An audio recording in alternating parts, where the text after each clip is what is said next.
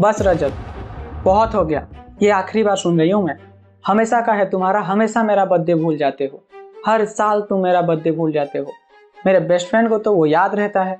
वो तो रात के 12 बजे मुझे मैसेज करता है, हैप्पी बर्थडे डियर बेस्टी। तुम भूल जाते हो। बस हो गया, खत्म।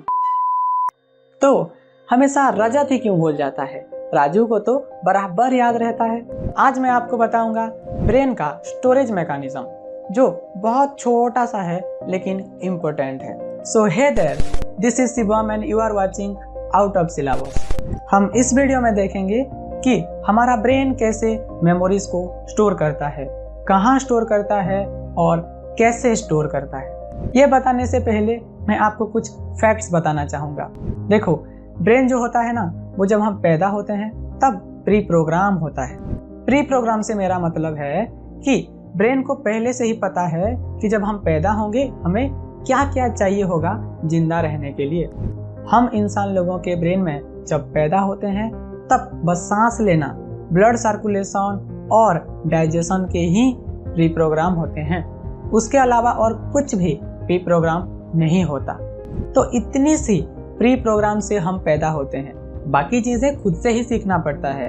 धीरे धीरे हमारा ब्रेन शार्प होते जाता है और फिर हम चीज़ों को इनपुट डालना शुरू करते हैं। जी हाँ, हमारे ब्रेन में इनपुट जाता है। जब हम छोटे होते हैं तब बहुत सारी चीज़ों को बस हम ऑब्जर्व करते हैं, देखते हैं, सुनते हैं और उन्हीं चीज़ों को हम इनपुट डालते हैं।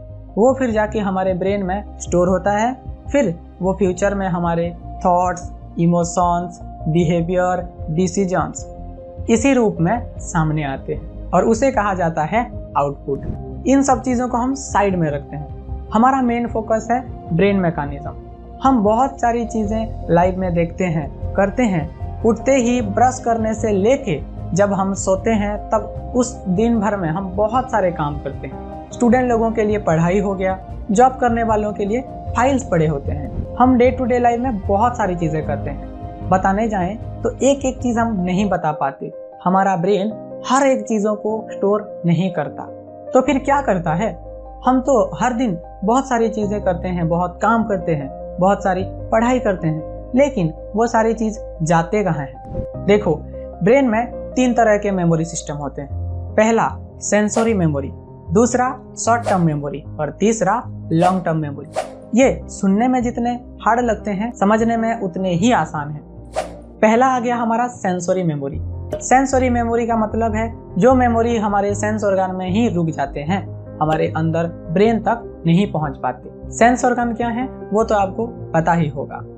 जो भी हम देखते हैं, जो भी हम सुनते हैं, जो भी हम करते हैं, उन्हीं सब चीज़ों को हम याद रखते हैं। अगर वो सारी चीज़ें हमारे ब्रेन में ना जाके हमारे सेंस ऑर्गन में रुक जाता है तो उसे कहा जाता है सेंसरी मेमोरी। और ये सेंसरी मेमोरी बहुत शॉर्ट टर्म के लिए होता है।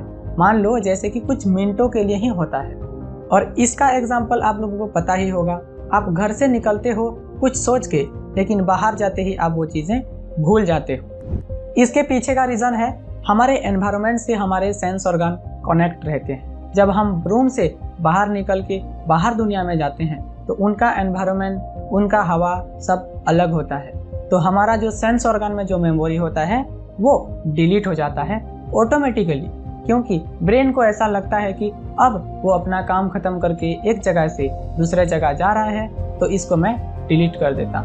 इसी वजह से कई बार हम छोटी छोटी चीज़ों को भूल जाते हैं। फिर आता है हमारा शॉर्ट टर्म मेमोरी। देखो, डे टू डे लाइफ में ऐसे बहुत सारी चीज़ें हैं जो हम रेगुलर करते हैं, हैबिचुअल काम होते हैं। तो उन सारी चीज़ों को स्टोर करने के लिए ब्रेन में शॉर्ट टर्म मेमोरी दिया गया है, जहाँ पे वो चीज़ें शॉर्ट टर्म के लिए स्टोर करता है, लेकिन कुछ घंटों के बाद वो ऑटोमेटिकली उसको डिलीट कर देता है। फिर आता है आपका लॉन्ग टर्म मेमोरी। ये आपको पता ही है, जो भी आप रियल लाइफ में एक्सपीरियंस करते हो, देखते हो, मेमोरीज क्रिएट करते हो, जो भी आपके लिए स्पेशल पल होते हैं, उन चीज़ों को आप कभी भूलते नहीं हो। ऐसे बहुत सारी बुरी यादें भी होती हैं, लेकिन हम उसे भुला नहीं पाते क्योंकि वो हमारे लॉन्ग टर्म मेमोरी में स्टोर हो जाते हैं।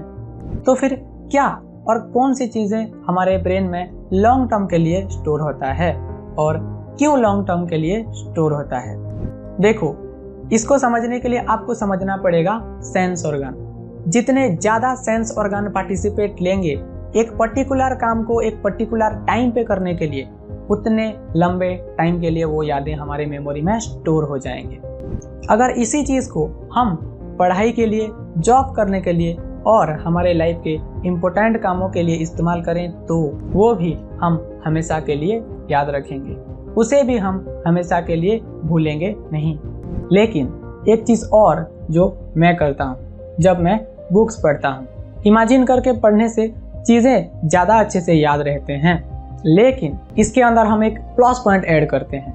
हम उन चीज़ों को बोल बोल के पढ़ेंगे। इससे क्या फ़ायदा होगा? इससे फ़ायदा ये होगा कि हमारा और 2 सेंस ऑर्गन पार्टिसिपेट करेंगे जब हम उस काम को कर रहे होंगे या उस पढ़ाई को पढ़ रहे होंगे।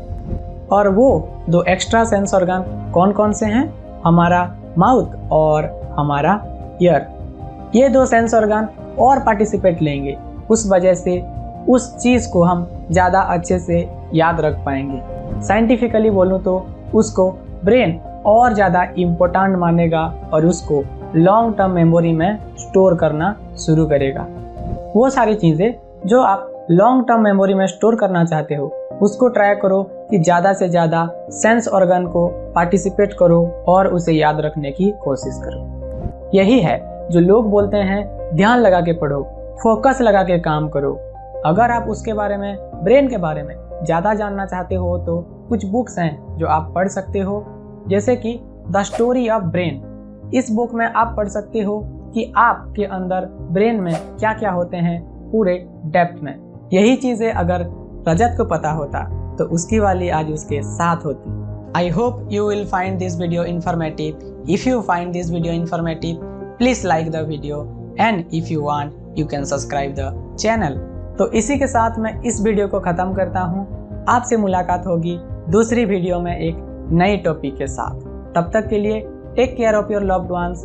Thank you. Signing off Shivam Nayak.